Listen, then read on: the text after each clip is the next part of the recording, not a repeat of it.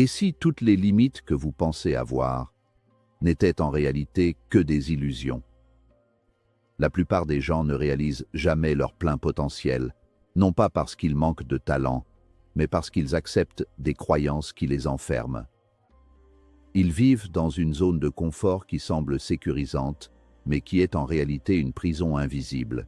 Et pendant que certains stagnent, d'autres explosent leurs résultats, multiplient leurs revenus, transforment leur vie à une vitesse impressionnante. Alors posez-vous cette question. Qu'est-ce qui vous retient vraiment? Est-ce la peur de l'échec, le regard des autres, ou simplement des habitudes que vous n'avez jamais remises en question? Dans cette vidéo, vous allez découvrir comment briser ces limites internes et externes, et surtout, comment passer à un niveau supérieur dans votre vie personnelle, professionnelle et financière. Ce n'est pas une question de chance, c'est une question de stratégie, d'état d'esprit et de décision. Restez jusqu'à la fin, car les 5 leçons que vous allez entendre peuvent littéralement changer votre trajectoire.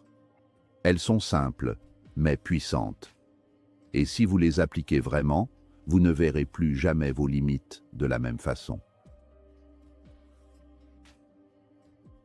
Leçon 1. Change ton identité avant de changer tes résultats. Le changement durable ne commence jamais par ce que vous faites, mais par qui vous croyez être. La plupart des gens abordent la transformation à l'envers. Ils se concentrent sur les résultats, avoir plus d'argent, puis sur les processus, travailler plus, en espérant que cela finira par changer leur identité. C'est une erreur fondamentale de psychologie humaine. Si vous vous considérez intrinsèquement comme quelqu'un de paresseux ou de malchanceux, votre cerveau cherchera activement à saboter tout succès qui contredit cette image de vous-même. C'est ce qu'on appelle l'homéostasie psychologique. Pour briser ce cycle, vous devez d'abord adopter l'identité de la personne qui possède déjà les résultats que vous convoitez. Ce n'est pas du « fake it until you make it », c'est une reprogrammation neurologique volontaire de vos standards internes. Imaginez 2 personnes qui essaient d'arrêter de fumer. Lorsqu'on leur propose une cigarette, la première répond « Non merci, j'essaie d'arrêter ». La seconde répond « Non merci, je ne suis pas fumeur ». La différence est abyssale. La première personne s'identifie encore comme un fumeur qui fait un effort temporaire, tandis que la seconde a déjà modifié son identité profonde. Le comportement suit toujours l'identité. Si votre identité est celle d'un athlète, vous n'avez pas besoin de négocier avec vous-même pour aller à la salle de sport. C'est simplement ce que fait un athlète. Si votre identité est celle d'un leader, vous prenez des responsabilités naturellement. Le succès devient alors un sous-produit organique de votre être plutôt qu'une lutte constante contre votre propre nature. Pour changer d'identité, vous devez accumuler des preuves. Chaque petite action est un vote pour le type de personne que vous souhaitez devenir. Si vous voulez devenir une personne organisée, faire votre lit chaque matin est un vote pour cette nouvelle identité. Ce ne sont pas les grands gestes héroïques qui comptent, mais la répétition constante de micro-habitudes qui valident votre nouveau moi. Avec le temps, la pile de preuves devient si haute que votre esprit n'a d'autre choix que d'accepter cette nouvelle réalité. Vous cessez de chercher le succès pour commencer à incarner le succès. C'est à ce moment précis que les résultats extérieurs commencent à s'aligner avec une vitesse déconcertante, car vous ne luttez plus contre vous-même. L'identité agit comme un thermostat interne. Si vous réglez votre thermostat sur difficultés financières et que vous gagnez soudainement une grosse somme d'argent, votre psychisme fera tout pour ramener la température à son niveau habituel par des dépenses impulsives ou de mauvaises décisions. Pour maintenir un haut niveau de réussite, vous devez augmenter le réglage de votre thermostat. Cela demande une introspection brutale. Quelles sont les étiquettes que vous vous êtes collées depuis l'enfance? Lesquelles vous servent et lesquelles vous enchaînent? Le processus de déshabillage de l'ancienne identité est souvent douloureux, car il nécessite de mourir à soi-même pour renaître. C'est le prix de la grandeur. Enfin, comprenez que l'identité est un choix dynamique, pas un trait génétique. Vous n'êtes pas né comme ça, Vous avez été conditionné à être comme ça. En changeant votre narration interne, vous changez votre biologie.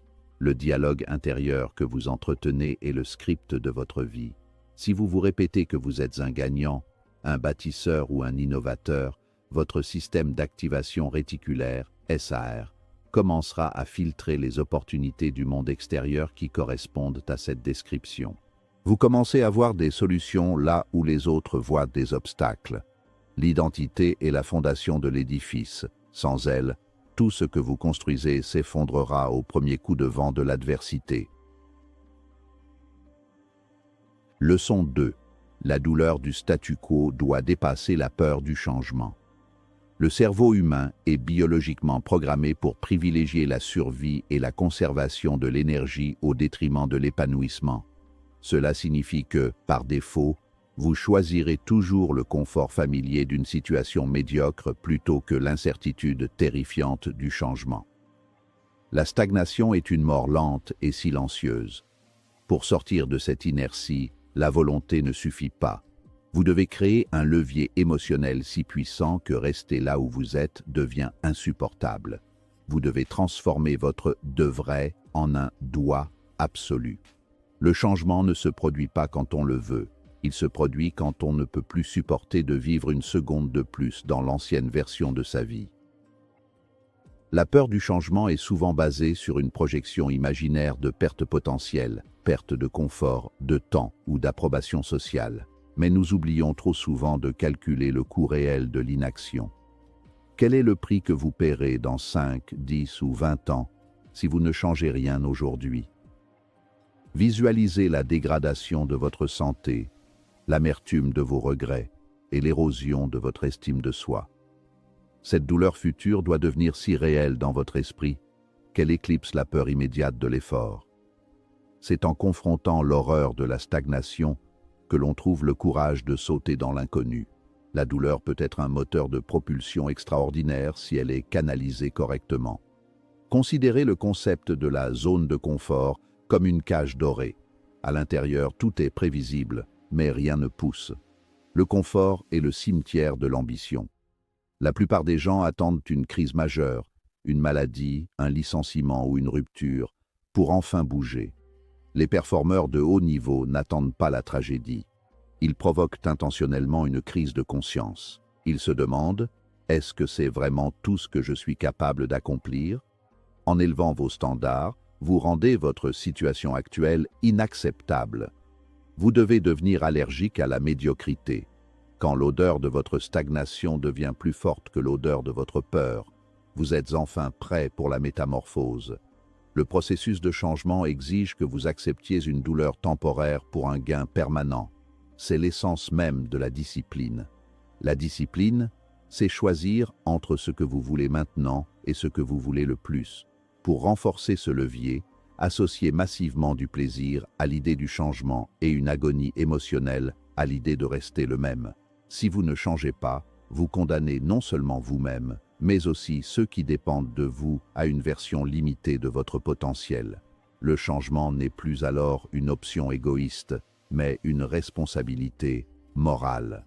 Vous avez le devoir de devenir la meilleure version de vous-même, et la souffrance liée à la trahison de ce devoir est la plus grande douleur qui soit.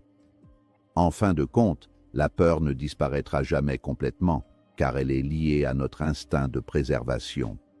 L'objectif n'est pas de ne plus avoir peur, mais de faire en sorte que votre peur de l'échec et du regret soit plus grande que votre peur du jugement des autres ou de l'effort. Une fois que ce basculement se produit, l'action devient le seul remède possible. Vous ne vous posez plus de questions, vous exécutez. La résistance psychologique s'effondre car le coût émotionnel de l'attente est devenu trop élevé. Vous ne fuyez plus le changement. Vous courez vers lui comme vers un refuge, car rester sur place équivaut à un suicide spirituel. Leçon 3. Vos croyances créent votre plafond. Nos croyances ne sont pas des vérités universelles, mais des cartes mentales souvent obsolètes que nous utilisons pour naviguer dans la réalité. Cependant, nous avons tendance à confondre la carte avec le territoire. Si vous croyez que l'argent est difficile à gagner, ou que je ne suis pas doué pour les relations, votre cerveau filtrera activement toutes les preuves du contraire pour maintenir la cohérence de votre vision du monde.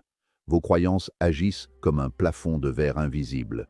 Vous ne pouvez jamais dépasser sur le long terme ce que vous estimez être possible ou ce que vous pensez mériter. Votre réalité extérieure est un miroir fidèle de votre psychologie intérieure. La plupart de nos croyances limitantes nous ont été transmises durant l'enfance par des parents, des professeurs ou une société qui projetait ses propres peurs sur nous. Nous avons adopté ces limites comme s'il s'agissait de lois de la physique. Mais une croyance n'est rien d'autre qu'un sentiment de certitude à propos d'une idée. Pour briser un plafond, il faut d'abord remettre en question la solidité de ces certitudes. Demandez-vous, est-ce absolument vrai ou est-ce simplement une interprétation qui m'arrange pour ne pas prendre de risques? En introduisant le doute dans une croyance limitante, vous commencez à fissurer le plafond. Chaque fissure est une opportunité pour une nouvelle lumière de pénétrer. Le remplacement des croyances faibles par des standards élevés est un travail de précision. Il ne s'agit pas de pensée positive superficielle, mais de réingénierie cognitive. Vous devez consciemment choisir des croyances qui vous donnent du pouvoir. Au lieu de dire « je n'ai jamais fait ça », dites « je suis capable d'apprendre n'importe quoi ». La différence de potentiel énergétique entre ces deux affirmations est immense. Vos croyances dictent votre niveau d'engagement. Si vous croyez à 10% qu'un projet va réussir, vous n'y investirez que 10% de votre énergie, ce qui garantira presque certainement son échec, renforçant ainsi votre croyance initiale. C'est la prophétie auto-réalisatrice. Les standards sont le bras armé des croyances. Une croyance est ce que vous pensez. Un standard est ce que vous tolérez. Si vous croyez que vous êtes un leader, mais que vous tolérez le désordre et le manque de ponctualité, votre véritable croyance est celle d'un amateur. Élever ces standards signifie refuser de tolérer ce qui n'est pas en alignement avec votre vision. C'est décider que certains comportements ne font plus partie de votre répertoire. Lorsque vous élevez vos standards, vous envoyez un message puissant à votre subconscient « Je vaux mieux que cela ». Ce changement de fréquence vibratoire attire naturellement de nouvelles circonstances et de nouvelles opportunités. Le plafond de vos croyances définit également l'ampleur de vos rêves. Si vous voyez le monde comme un lieu de rareté, vous vous battrez pour des miettes. Si vous voyez le monde comme un lieu d'abondance infinie, vous construirez des empires. La psychologie de la réussite est avant tout une psychologie de l'expansion. Vous devez vous entraîner à voir grand, non pas par arrogance, mais par compréhension de la nature humaine. Nous ne sommes jamais aussi vivants que lorsque nous repoussons nos limites. Ne laissez personne, et surtout pas vous-même, vous convaincre que vos rêves sont irréalistes. Le mot « réaliste » est souvent utilisé par les pessimistes pour justifier leur manque de courage. Brisez votre plafond et découvrez que le ciel n'est pas une limite, mais un point de départ. Leçon 4. L'action massive bat la stratégie parfaite. L'erreur la plus commune des personnes intelligentes est la paralysie par l'analyse. Ils passent des mois à peaufiner un plan, à anticiper chaque risque et à chercher la stratégie infaillible pendant que le monde avance sans eux. La perfection est une forme raffinée de procrastination. L'action massive, même imparfaite, possède une magie que la planification n'aura jamais. Pourquoi? Parce que l'action génère du feedback réel. Le marché, la vie et la pratique vous enseigneront plus en une semaine d'exécution que 10 ans de lecture théorique. La stratégie parfaite n'existe pas dans le vide, elle se forge dans le feu de l'action, par ajustements successifs. L'action massive consiste à submerger un problème par une quantité de mouvements si importante que l'échec devient statistiquement improbable. C'est l'approche de la force brute appliquée au succès. Au lieu d'envoyer un email parfait, envoyez-en 100. Au lieu de perfectionner une vidéo, publiez-en 30. Cette approche a deux avantages majeurs. Elle accélère votre courbe d'apprentissage et elle réduit l'impact émotionnel des échecs individuels. Si vous ne tentez qu'une seule chose et qu'elle échoue, c'est un drame. Si vous tentez 100 choses et que 10 échouent, ce n'est que de la donnée. Le mouvement crée une dynamique qui attire les ressources et les alliés dont vous avez besoin. Le concept de clarté est souvent mal compris. Les gens pensent qu'ils ont besoin de clarté avant d'agir. En réalité, c'est l'inverse. La clarté est la récompense de l'action. Vous ne pouvez pas voir tout le chemin depuis le point de départ. Vous ne voyez que les quelques mètres devant vous. C'est en marchant que l'horizon se dévoile. Chaque pas en avant vous donne un nouvel angle de vue. Attendre d'avoir toutes les réponses avant de commencer, c'est comme attendre que tous les feux de signalisation d'une ville soient au vert en même temps pour sortir de chez soi. Vous ne quitterez jamais votre garage. Lancez-vous et faites confiance à votre capacité d'ajustement en cours de route. La vitesse d'implémentation est le prédicteur numéro 1 du succès en affaires et dans la vie. Plus le délai entre l'idée et l'exécution est court, plus vous avez de chances de réussir. Le doute s'insinue dans les moments d'immobilité. Lorsque vous agissez massivement, vous n'avez tout simplement pas le temps d'avoir peur ou d'écouter votre critique intérieure. L'élan, le momentum, est le meilleur ami de l'entrepreneur. Une fois lancé, un train peut briser un mur de béton. À l'arrêt, une simple cale sous une roue peut l'empêcher de démarrer. Soyez ce train en mouvement. L'action massive crée une force d'inertie positive qui rend les obstacles dérisoires. Enfin, l'action massive développe une résilience psychologique exceptionnelle. Elle vous apprend que l'échec n'est pas un état permanent, mais une information. En agissant vite, vous échouez vite, vous apprenez vite et vous gagnez vite. C'est un cycle itératif qui transforme la peur en compétence. Ne cherchez pas à avoir raison du premier coup, cherchez à être en mouvement. La stratégie s'affinera d'elle-même au contact de la réalité. Comme le dit le proverbe, le meilleur moment pour planter un arbre était il y a 20 ans. Le deuxième meilleur moment est maintenant. Ne planifiez plus votre vie, vivez-la avec une intensité qui ne laisse aucune place au regret. Leçon 5. Votre environnement détermine votre vitesse. Nous aimons croire que nous sommes des individus totalement indépendants, mus uniquement par notre propre volonté. La réalité est bien plus humble. Nous sommes des créatures environnementales. Nous absorbons inconsciemment les attitudes, le langage, les croyances et même les niveaux de revenus de ceux qui nous entourent. C'est ce qu'on appelle la loi de la proximité. Si vous passez votre temps avec 5 personnes qui se plaignent constamment du gouvernement, du climat et de leur patron, vous deviendrez inévitablement la 6e personne. Votre environnement est soit un accélérateur, soit un frein à main tiré sur votre potentiel. Changer d'environnement ne signifie pas nécessairement déménager ou couper les ponts de manière brutale, mais cela demande une sélection rigoureuse. Vous devez auditer vos relations avec la même froideur qu'un chef d'entreprise audite ses finances. Est-ce que cette personne m'élève ou me tire vers le bas? Est-ce qu'elle remet en question mes rêves ou est-ce qu'elle m'encourage à viser plus haut? L'ambition est contagieuse, mais la complaisance l'est tout autant. Si vous êtes la personne la plus intelligente ou la plus réussie de votre groupe, vous êtes dans le mauvais groupe. Vous n'avez plus personne pour vous tirer vers le haut et vous risquez de stagner par autosatisfaction. Un environnement de croissance est composé de personnes qui ont des standards plus élevés que les vôtres.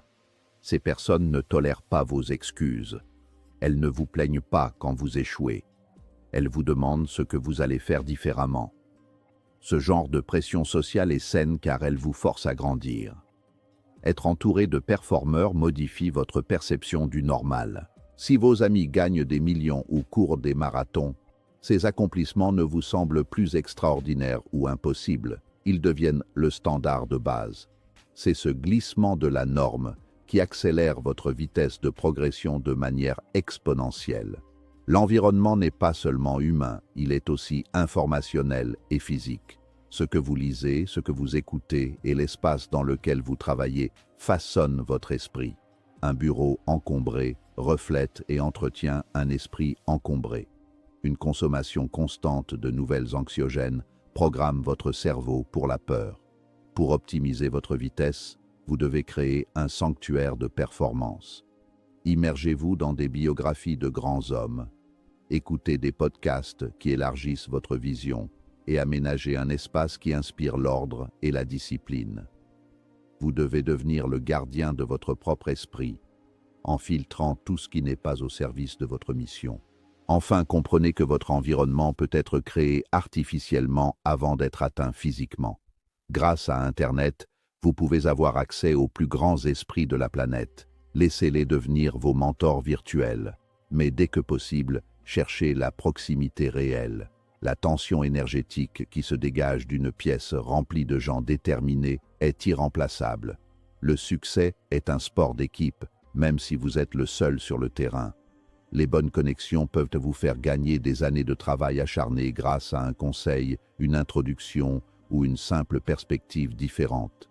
Choisissez votre tribu avec soin, car votre destin en dépend directement. La vérité est simple. Vos limites actuelles ne sont pas permanentes, elles sont programmées. Et tout ce qui est programmé peut être reprogrammé. Chaque personne qui réussit à un niveau exceptionnel a pris une décision radicale à un moment précis. Refuser de rester la même version d'elle-même.